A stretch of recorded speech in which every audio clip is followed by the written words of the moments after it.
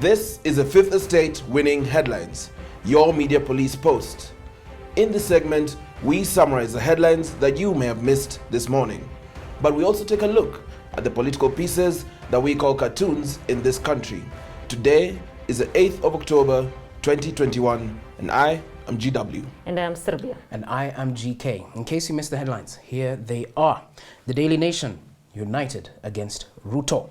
The Standard, Mount Kenya pick, Oka and Raila to wait longer. The Star, Equity CEO Peter Kenneth top Raila running mate list. And finally, the People Daily, electricity cost to drop as state takes over KPLC. Serbia, what do you have to tell us today? So today I would like to address the Muramba nation. Dear Abaluya nation, you are the people that gave us Masinde Muliro, Martin Shikuku, Amen. Elijah Mwangale, Michael Kijana wa Malwa, and Komudi Awori, among many other great figures in Kenyan history. Yes. However, we are a bit concerned. It appears you have not agreed on a shepherd, and so the sheep are scattered. I wish to remind you of the old prophecy of Elijah Masinde of Dinia Musambwa. The prophecy holds that leadership of the Abaluya will first arrive by way of the lake. I would like to present an argument to the Luya. If your sons do not yet have a national following and recognition, you should turn to your shemeji from the lake. And this shemeji is not a stranger to you. If the last 3 election cycles are anything to go by, you have never shied away from standing with your cousin Raila Amolo Odinga. Correct. Even though you have never been at the apex of power, you have grasped one thing from history, that some of the most powerful people are those behind and beside the throne. You have steadfastly maintained faith in Raila to represent and secure your interests.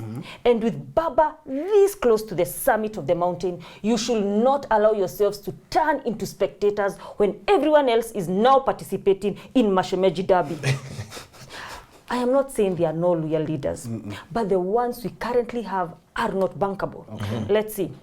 Musalia Mudavadi joined elective politics 30 years ago. 30 years ago. However, in the last 15 years, he has not won even 1 seat. In fact, the last time he was government, it was courtesy of Baba under the coalition government. Yes. So Musalia owes Baba. The other fellow, Mukisa Kitui, the last time he won any elective seat was 20 years ago. He is now a tired project that has failed to take off. Moses Wetangula is even better. However, his presidential aspirations just remain a rumor that refuses to go away. He always declares his bid for presidency, but is nowhere to be found at the ballot. Facts. We would rather bank on Jirongo. And even him, during 2017 elections, he got 0 votes at his polling station, meaning he did not even vote for himself. Let us remind you that Raila and Uhuru have been very kind to you. Uhuru has recently revived several sugar companies in Western that were pilfered by sugar cartels. For others, he has written off their debts worth billions and waived their taxes, all for your benefit. Remember, Raila will continue doing the things Uhuru has done and much more. Therefore, you Murembe nation should call yourselves for a small meeting, nyuma ya tent, and ask yourselves, what will Ruto do for you that Raila cannot do? Let's face it, if Ruto stole money for maize from his own Kalenjin people, he will be more than happy to steal maize and sugarcane from you, Abaluya. And remember, he also loves chicken. So Pia, ingoho kwisha. The philosopher Plato once told us, the price good men pay for indifference to public affairs is to be ruled by evil men. So, dear Luya nation, the fate of the nation may well rise or fall with you. Let me leave you with a Bukusu proverb that was shared by the late minister Elijah Mwangale on the floor of parliament. Once upon a time, a hyena came across a stone. The hyena stopped by and hailed the stone, but the stone did not respond. As it passed the stone, the hyena turned around and said, even if you have not responded, you have heard. So, mtume salamu nyumbani na kwa majirani muambie, ujumbe ndio huo. Ng'ombe ya bondo itazaa. Kaboom. Wow. Drop mic right there. That was fantastic. Okay, GW. Now, today, I'll address the people at the back. Yes, you, the running mates. As the political landscape begins to shift and change with every beat, political bigwigs are jostling for their position. And one thing we know to be true is that placement matters. It sure does. Come rain or shine, Baba's running mate will come from the mountain. The very same mountain that Raila has been slowly courting. The chiefs and gatekeepers of this mountain are ready to be convinced. And the choice of who will stand behind Baba is one that can shift the tide in his favor. Now, the logical way to pick VP is by looking at the numbers of the voting bloc. Can they garner them? That's the question. And since it's about the numbers, it's time to place your bets. Would PK bring more than just optics? Or could James Wangi bring more to the table than just Kenya shearing? Or will he burden the campaign with his corporate experience? Or really, is it Martha that will seal that Rarua ticket and take Baba to the promised land? Now, if Karua, Ruto, Raila, Kalonzo, and Mudavadi were to go it alone in 2022, no one will achieve 50% plus one. So let's look at the numbers. We can give it to Karua. She's the only person man enough to fix William Ruto. And he knows it. If Gema, and if Gema's VP candidate was Martha Karua, some quick mathematics will tell you that that Rarua ticket is signed, sealed, and delivered.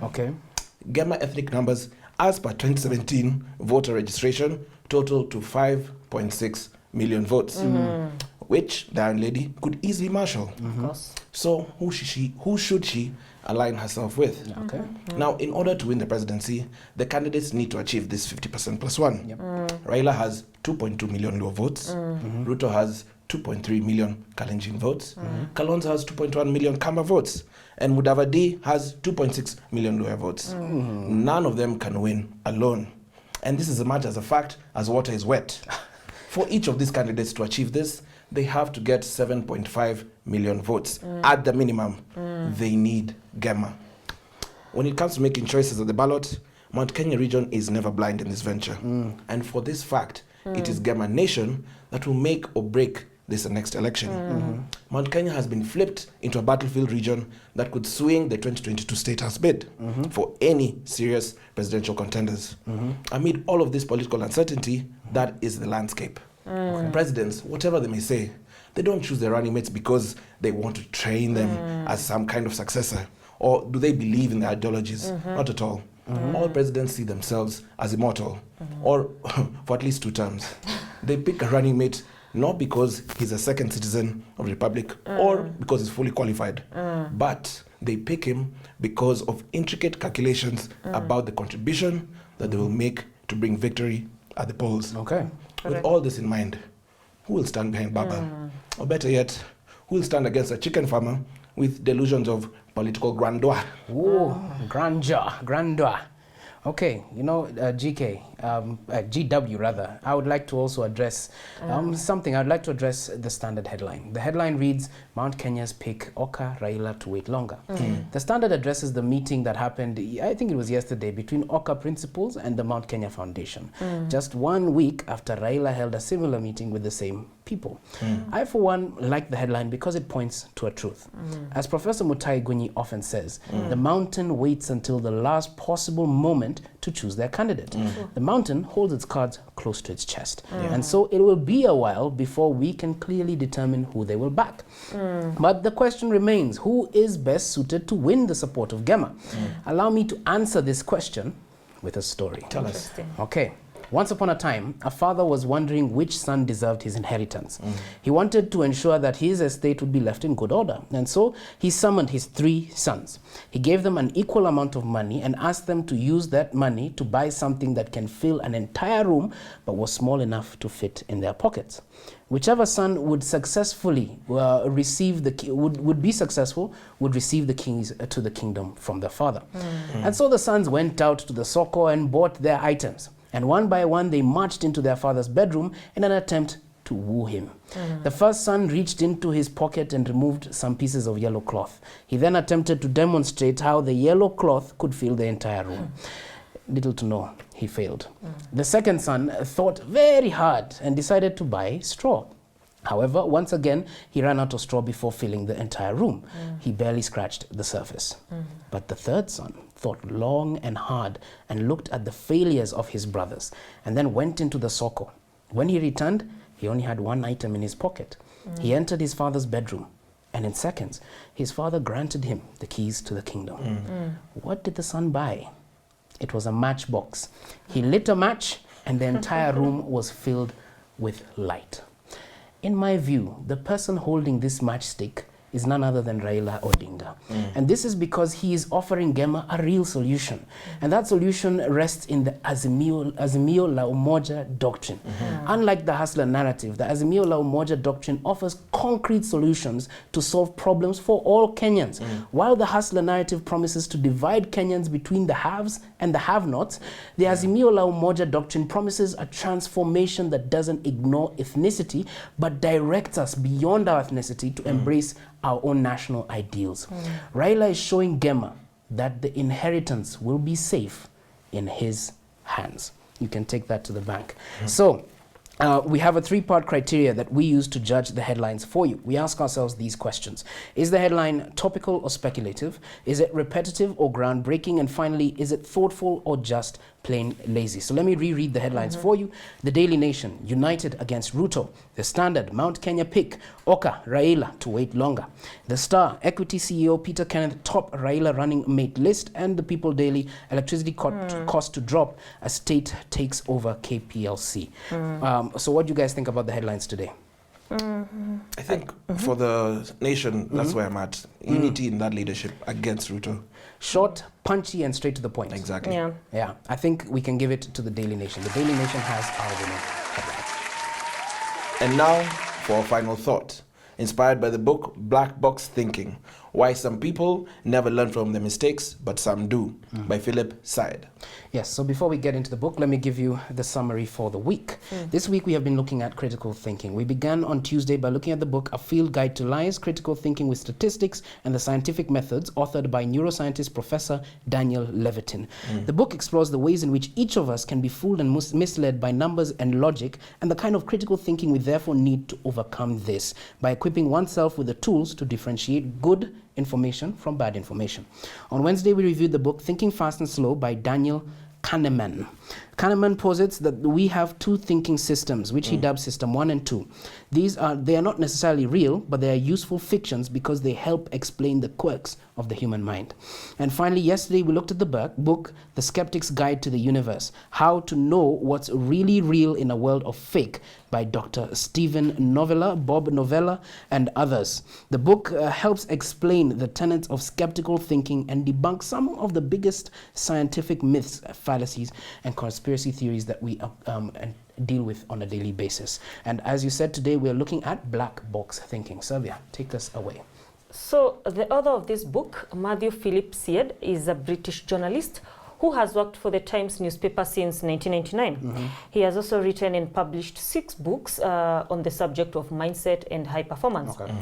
For me, reading this book, Black Box Thinking, Why Most People Never Learn from Their Mistakes, But Some Do, has taught me to consider my failures a little bit more.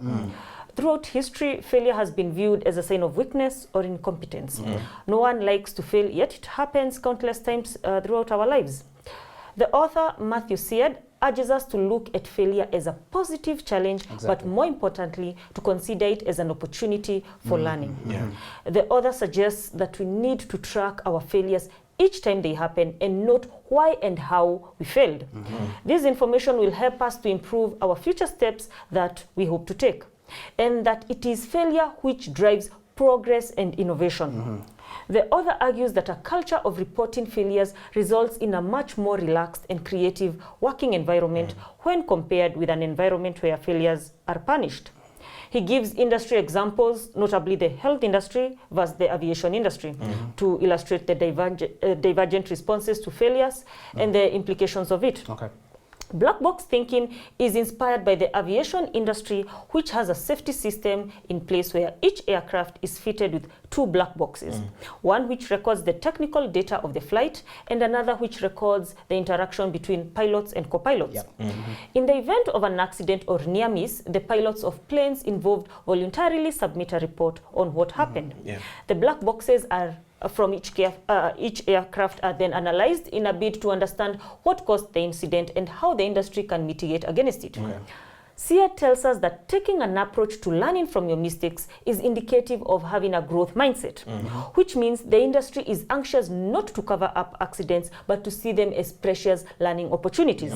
And by doing this, the industry has in the past decades had a good safety record. He contrasts this with the health industry, which encourages zero tolerance to mistakes, which is why medical professionals are rarely challenged.